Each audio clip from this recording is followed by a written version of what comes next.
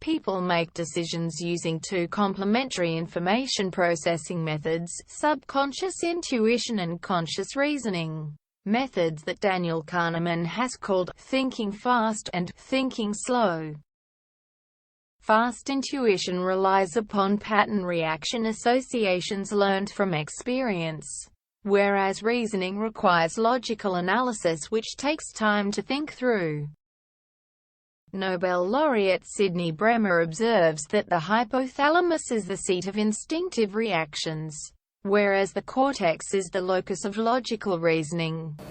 Because you see, most of our animal cells is lodged in an organ called the hypothalamus. I call it the glad organ because it's greed, lust, avarice, and desire all programmed there. Okay.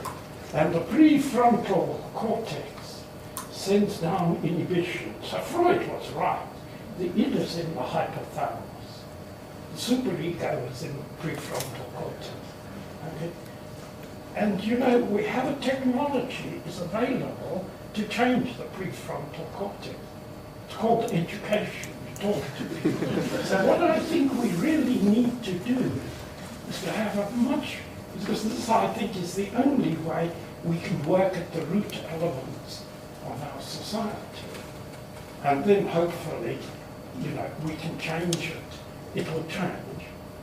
But as you know, this is, I just want to tell you a nice little story to illustrate the power of natural selection.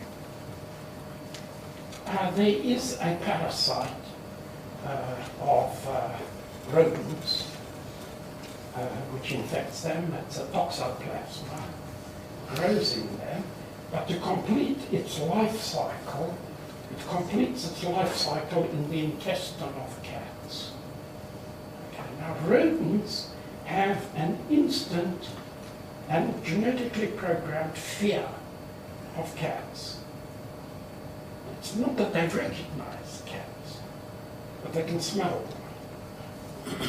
So you can do experiments on this. Well known that there's programmed, there's a smell of cat which will just drive rodents mad.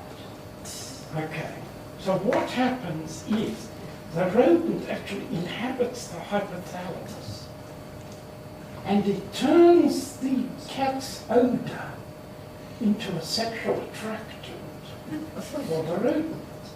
So it is driving the rodent into the mouths of the cats so it can complete its life cycle. You see, now all of that's happened not because they planned it in any way, but effectively that's just the way it happened. It interferes with certain, we think, branches of the nerves there. And so they become sexually attracted by the cat's odor rather than fleeing away from it. That is so they can get eaten and the toxoplasma can continue its survival. But the important thing is this. We know that all of that is programmed. It's programmed in one little part of the hypothalamus. It will just walk out in front of the cat, pay no attention. Of course, it's interesting to look at this because now the cat is very puzzled. But I think that we've got to learn more about this interaction between our cortex and, you know, the beast within us. That's the important thing.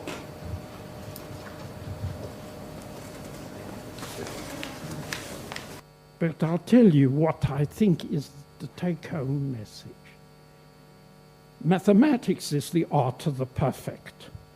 Physics is the art of the optimal, but biology is only the art of the satisfactory. Thank you.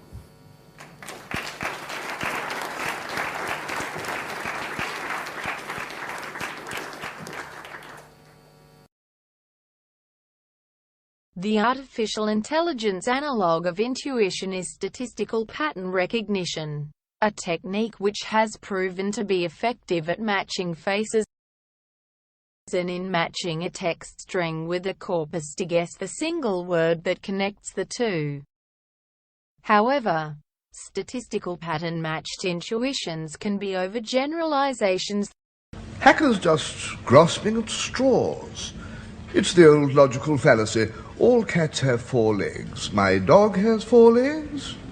Therefore my dog is a cat. He's suffering from politicians' logic. Something must be done. This is something, therefore we must do it. But doing the wrong thing is worse than doing nothing. The world's strongest computer Go-playing algorithm, Alphago, plays partly by artificial intuition, using a learned set of pattern reactions called a policy network. Faced with a novel situation during a game, the policy network finds a set of probable move choices by matching her learned patterns against the game's situation. This technique alone produces moves that perform at the playing strength of an average amateur, but when her intuitive responses are fed into a Monte Carlo look-ahead simulation move tree search, she identifies moves that have enabled her to perform better than one of the world's top professionals. Intuitions are subconscious reactions to perceived patterns, the cognitive analogues of autonomic reflexes, of which the best known is the knee-jerk that happens when the lower tendon of the patella is tapped.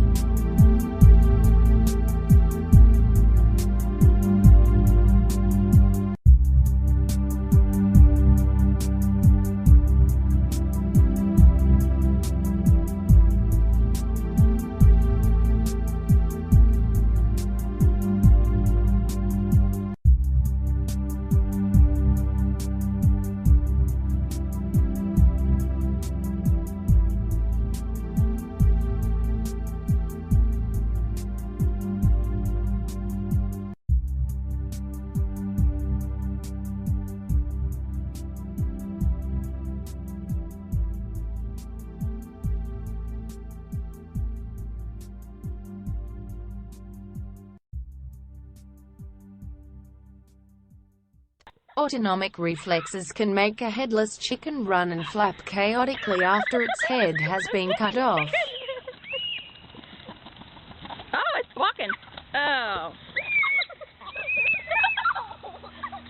You know it's going to be all bruised up. It's walking. Yeah, but it was working. Watch out, Jake. Jake! Move out of the way. I think that's it. Game's over. When Alphago's evaluation algorithm judges she is behind on the board, her Monte Carlo random search makes her behavior look like that of a headless chicken. Probabilistic pattern matching enabled Alphago to beat Lace et al., but there are times when probability is not the best guide to sound decision-making. So you plan to buy crews instead? No, we shall buy no more nuclear weapons. But, Prime Minister, you're not a secret unilateralist. No, we still have Polaris. Polaris is a ramshackle old system. The Soviets might easily develop a multi-layered ballistic missile defense system which could intercept Polaris. By when? Well, in strategic terms, any day now. By what year, precisely? 2020. But that's sooner than you think. And are you saying that this nuclear defense system would stop all 192 Polaris missiles? Well, not all, no, virtually all, 97%. Well, that would still leave, what, about 5 bombs that would get through? Precisely, a mere 5. Well, enough to obliterate Moscow, Leningrad, and Minsk. Yes, but that's about all. I should have thought it was enough to make the Russians stop and think. But it's not fair. With Trident, we could obliterate the whole of Eastern Europe. They want to obliterate the whole of Eastern Europe. But it's a deterrent. It's a bluff. I probably wouldn't use it. Yes, but they don't know that you probably wouldn't. They probably do. Yes, they probably know that you probably wouldn't, but they can't certainly know. They probably certainly know that I probably wouldn't. Yes, but even though they probably certainly know that you probably wouldn't, they don't certainly know that although you probably wouldn't, there's no probability that you certainly would.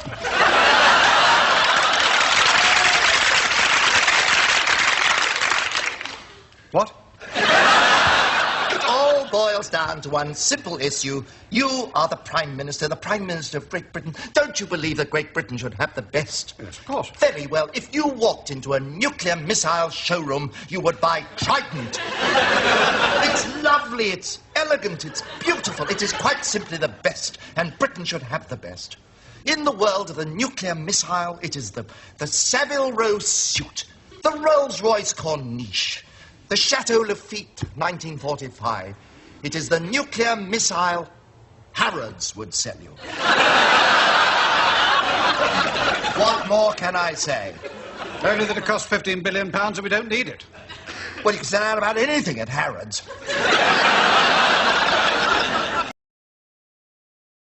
This one looks easier.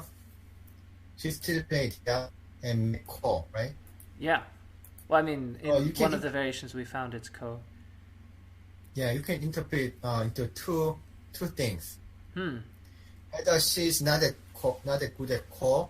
She couldn't figure out, what's going to happen after the core, or she thought, that's just like the same good. She can win with the same probability as she chose like an easier variation. I mean, maybe, but maybe not. I feel like sometimes when bots are losing, they kind of go on tilt, where they will really they will do things that are incomprehensible because it's trying to find something, right? This could be that it actually can't find a way through. It just seems like that's a thing that happens when robots start losing. If you've seen any of the games on KGS against Zen or I guess Many Faces in particular, it seems like, it starts playing things that it hopes you won't answer. Like it'll play out a ladder that doesn't work or something like that. So it's very hard for me to understand. I mean, I can see maybe some reason to see some hope in these recent moves that Black's making, if it is indeed not about preparing for that co. Okay, wait a minute. It wasn't, she wasn't trying to make a core threads. She tried to do something directly. Which doesn't seem to be working. So, I mean, what can she do after this? That's what I mean. I think this is the bot on tilt. I think this is it's looked far enough ahead to see that it doesn't work, and now maybe it's on tilt. I don't know. Probably the only people who do know are the folks in the commentator control room who are able to see what it thinks of what's going on. Can you say this is a bug? I don't know. I mean, we'll have to see how the game ends.